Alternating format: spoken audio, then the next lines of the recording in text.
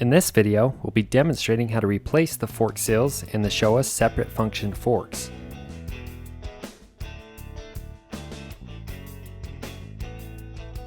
The Showa separate function forks, otherwise known as the SFF forks, are a newly designed state-of-the-art fork set designed not only to save weight, but to also give the rider more accessible adjustments as well, by separating the entire damping assembly into one leg and then placing the spring in the other leg, hence the name separate function. Doing this allows the motorcycle's front end ride height and preload to be easily adjusted via the adjuster bolt found on top of the right fork cap. Showa first introduced these forks on the 2011 KX250F, and since then these forks have not only continued to come stock on the KX250F, but Suzuki has also chosen to run these forks on a few of the RMZ models as well. If you aren't sure whether your bike is equipped with these forks or not, you can refer to your service manual or simply look at your fork caps. This is part 1 of this 2-part rebuild, and in this video we're only focusing on the left fork, which houses the damping assembly. If you want to view the right fork or spring side rebuild, simply click on the link in the bottom right hand corner. To service this left fork, we'll need a few specialty tools such as seal driver, fork oil level tool, seal bullet, and a couple fork cap wrenches. And we'll need a few standard tools as well, but most importantly we'll need our service manual, which contains the important machine specific instructions and specifications that we need in order to correctly complete this job. So to begin, we'll start by backing out the rebound adjuster on bottom of the left fork leg all the way. We'll also do the same thing for the compression adjuster on top of this left fork. And you'll want to record the number of clicks it takes to back these clickers out all the way, so you can reset them back to where they were when the rebuild is finished. Obviously these forks have already been removed from the bike, but it's a good idea to loosen the fork caps while the forks are still on the bike. We're going to go ahead and remove this fork cap using our Tusk fork cap wrench. Then we'll slide down the outer tube a little bit and go ahead and drain the oil. You'll want to rotate the fork so the 2 holes towards the top of the inner chamber can drain any oil that's in there. And next we'll temporarily reinstall that outer cap, and you don't need to tighten this down, just go past the sealing O-ring to prevent anything from leaking out when we have the fork upside down. So now we need to secure the bottom of the fork leg in a vise, and we're using soft jaws to prevent causing any damage. From there, we'll use a 21mm socket and ratchet to loosen that bottom adjuster bolt. We'll go ahead and back that out all the way. Once it's backed out, you can push it out the bottom of the fork leg. You'll see it's still attached to the damper rod with a lock nut on bottom. So we'll use a 17mm end wrench and that same socket and ratchet to loosen both the lock nut and the adjuster bolt. And once you have it loose, you should be able to back that adjuster off the damper rod with your hand. It's going to click as it comes off. And once you pull that off, you'll now be able to see the push rod sitting inside the damper rod. So using a small flat blade screwdriver, we'll carefully remove that push rod and set it onto our clean rack. And while we've still got the fork in the vise, we're going to use a screwdriver to remove that dust seal. Under that, you'll find the retaining clip. We'll again use the screwdriver to remove this, being careful not to scratch the inner fork tube. After you've removed that, you can slide the damper rod back up into the fork and then set it down on a rag. And up top we'll unscrew the outer cap again and then pull that entire damper assembly out of the fork. We'll go ahead and set that aside for now, and with that retaining clip removed we can go ahead and give the fork a couple firm pops, and the outer and inner tubes should come apart, revealing the inner bushing, outer bushing, washer, and oil seal. And we'll go ahead and remove all those parts from that inner tube, starting with the inner bushing. Next comes the outer bushing, then the washer, and the oil seal. We'll also slide up and remove the dust seal as well. And now with the outer fork completely disassembled, we'll move back to the inner cartridge and go ahead and loosen that inner cap using 2 of the Tusk fork cap wrenches. Now go ahead and back that cap out all the way.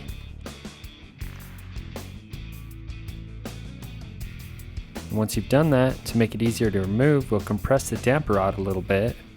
Doing that is going to push the cap out the top, and then allow you to pull out that cap and valve assembly,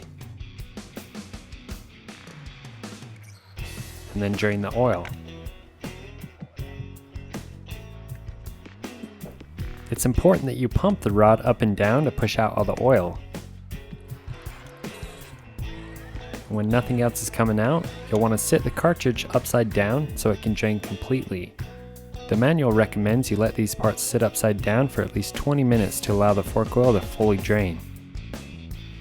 So after we've let these parts sit for a while, we can begin reassembly, and we'll start by filling the inner cartridge up with oil. For this, you'll want the damper rod fully extended, and you'll need to refer to your service manual for the specified oil amount. Now slowly pump the rod all the way up, and all the way down. And the goal here is to purge all the air from the fork cylinder. You want to pump this several times until you get a smooth action all the way up and all the way down. You'll be able to feel if there's still air in the system. And next, we'll set the oil at the correct level with the Tusk Fork Oil Level tool. You'll first need to set the tool to the recommended height using the laser etched numbers on the side. When you've done that, go ahead and insert the tool into the fork. Then you'll just suck out the extra oil until it starts pulling air. And then you know you're at the correct height. The fork will be slightly overfilled to allow you to set this correctly. So now we can reinstall that inner cap. And to do that, it's going to require some force to push it down and then begin threading it in. But once you have it started, go ahead and finish tightening it with the cap wrench. And then to make sure we've done it correctly and get rid of any extra oil, we'll fully compress the damper rod all the way and let it extend by itself. And it should extend all the way out by itself. If it doesn't, you'll need to remove the inner cap and repeat the steps to bleed it again. Any extra oil that came out will drain out of one of the two holes right below the fork cap. And now we're done with the inner cartridge, we can move on to inspecting our parts and reassembling the outer tubes. So the main thing you want to look at is the Teflon coating on the outside of the inner bushing and the inside of the outer bushing. We're looking for any marks or nicks, or for the layer underneath to start showing through. All of these mean the Teflon coating is worn out or bad, and you'd go ahead and replace the bushing. Both of these bushings looked fine, so we'll continue to reassembly. So with the lower fork and a vise, we'll go ahead and clean it up. And then to protect the seals from the sharp edge where the inner bushing sits, we'll install the appropriate Motion Pro seal bullet. And with that installed, it's going to make it nice and smooth to protect the seals as we install them. So first, we'll grease up the dust seal and slide that on. And after that, we'll grease up the inside of the oil seal. Make sure you've got it going on the right way. Install that. And then when we get it installed, we're going to grease up the outside as well. This will make disassembling the forks the next time we have to do them easier. So now we can remove that seal bullet. Once you have that removed, we'll install the washer. And next comes the outer bushing. And then finally the inner bushing. You'll have to spread this a little bit to first install it, and you want to make sure it seats completely into that groove. Next, we'll clean up that outer tube, and then go ahead and slide it down onto the inner tube. From here, we can install the outer bushing, washer, and oil seal. So we'll slide those up, and then install the seal driver onto the lower fork tube.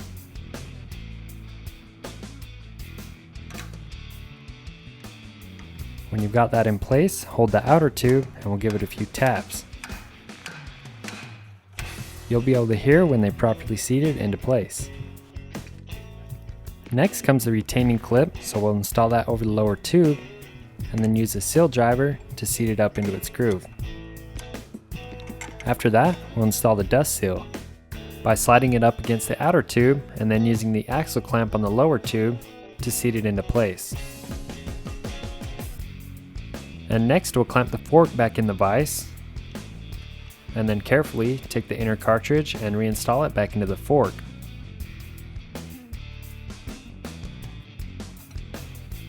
Once you have it installed, go ahead and screw the cap back into the outer tube, and then we'll move to the bottom and carefully slide the damper rod through the bottom of the fork. Once you've done that, we'll reinstall the push rod, and you'll notice it's kind of in the shape of a D, so you may need to twist it in order for it to slide up into place. And now that we've got that installed, it's important to make sure the lock nut is backed all the way onto the damper rod. Doing this will ensure that the adjuster bolt threads all the way onto the damper rod. Now we'll install that adjuster by first lining up the center pin with the push rod and then threading it on. Again, this will click as it goes on, the same way it did when we removed it. So continue to thread that on until you feel it bottom out, and when it does bottom out, you should still have at least 1 millimeter of clearance between the adjuster and the lock nut. So now we can thread that lock nut down to the adjuster and then tighten it and torque it to the specified torque setting. Ours calls for 16 foot-pounds. Next, we'll apply a little medium strength thread locker to the adjuster bolt threads and then slide the rod back into the fork. From there, we'll tighten it down and then torque it to factory specs. And on this fork, it calls for 51 foot-pounds. And now we can remove the fork from the vise and get ready to pour in the new oil. We found that using a ratio right to measure the recommended amount of fork oil is about the easiest way to do this. So we'll once again loosen and remove the outer cap, slide that outer tube down a little, and then pour in the new oil. And if you lay the fork over a little bit, it makes this job easier. So after you've poured the oil in, go ahead and reinstall that fork cap and then tighten it down with the cap wrench. And after the fork's been reinstalled on the bike, you'll want to recheck this cap with only the lower triple clamp tight. The last thing we need to do is reset the compression adjuster back to where it was. And after you've done that, do the same thing for the rebound adjuster.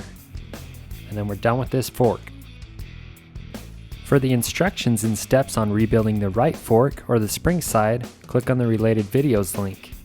If you have any questions about this rebuild, feel free to give us a call at 1-800-336-5437. Thanks for watching.